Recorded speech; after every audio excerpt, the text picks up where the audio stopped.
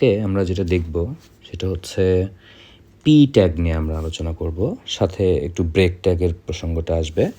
যদিও break tag নিয়ে আমাদের আলাদা ভিডিও আছে, তো আমরা পি ট্যাগটা বোঝার চেষ্টা করব।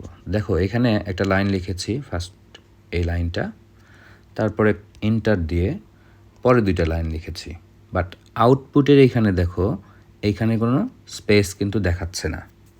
তাহলে এখানে যদি আমরা পি ট্যাগ দিই,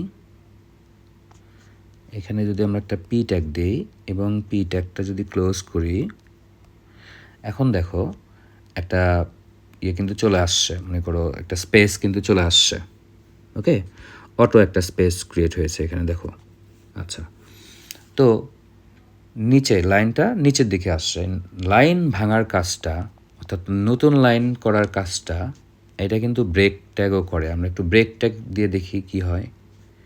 ব্রেক ট্যাগ, দেখো ব্রেক ট্যাগ দেওয়ার ফলে যেটা হয়েছে, লাইনটা জাস্ট ভেঙে আসছে, অর্থাৎ লাইন ভেঙে আসছে, পার্সনের পরের লাইনটা ভাঙছে, বাট তোমার যথেষ্ট মার্জিন কিন্তু বা ফাঁকা জায়গা কিন্তু তৈরি হয় নাই, জাস্ট লাইনটা ভেঙেছে। হ্যাঁ, ধরো এখানে আর একটা যদি ব্রেক দাও, তাহলে আরও একটু নিচে আসলো, আবার একটা ব্রেক দাও, তাহলে আরও নিচে আসলো। তো ব্রেক ট্যাগের কাজটা হচ্ছে জাস্ট নতুন লাইন তোমার হচ্ছে ক্রিয়েট করবে। আর প্যারাগ্রাফ ট্যাগ যেটা করে, একটা প্যারাগ্রাফ ট্যাগ যদি শেষ হয়, তাহলে ব্রাউজার স্বয়ংক্রিয়ভাবে তার নিচে আসলে কিছুটা ফাঁকা জায়গা বা মার্জিন তৈরি করে, যাতে পরের প্যারাগ্রাফটি আলাদাভাবে দেখানো যায়।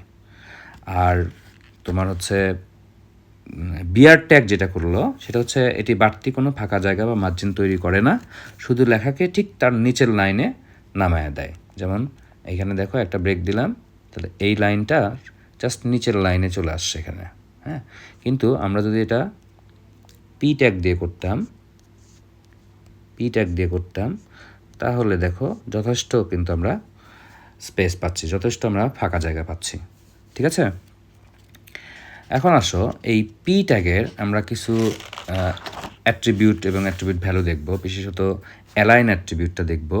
যদিও তোমার অ্যালাইন অ্যাট্রিবিউটটি তোমার হচ্ছে আধুনিক যে অর্থাৎ HTML5 ভার্সন আছে, এটাতে অ্যালাইন অ্যাট্রিবিউট ব্যবহার করাটা নিরুৎসাহিত করা হয়, কারণ CSS-এ এই কাজটা খুব সহজে করা হয়।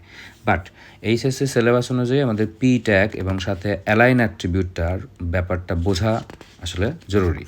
তো অ্যালাইন অ্যাট্রিবিউটের তোমার মানে ভ্যালু হচ্ছে প্রধানত চারটি। একটা হচ্ছে লেফট, এটা যেটা করে সেটা হচ্ছে লেখাকে বামে নিয়ে আসে, বাই ডিফল্ট বামে নিয়ে আসে। যেমন ধরো লেফট, এখানে আমরা স্পেস দিয়ে অ্যালাইন অ্যাট্রিবিউট দিলাম, অ্যালাইন অ্যাট্রিবিউট দিয়ে সমান চিহ্ন দিয়ে আমরা হচ্ছে লেফট করলাম, তো লেফটে শো করতেছে। আর লেফট কিন্তু বাই ডিফল্ট এমনিতেই শো করবে। আমরা এখানে বুঝতে পারবো সেটা হচ্ছে যদি আমরা এখানে সেন্টার দিই,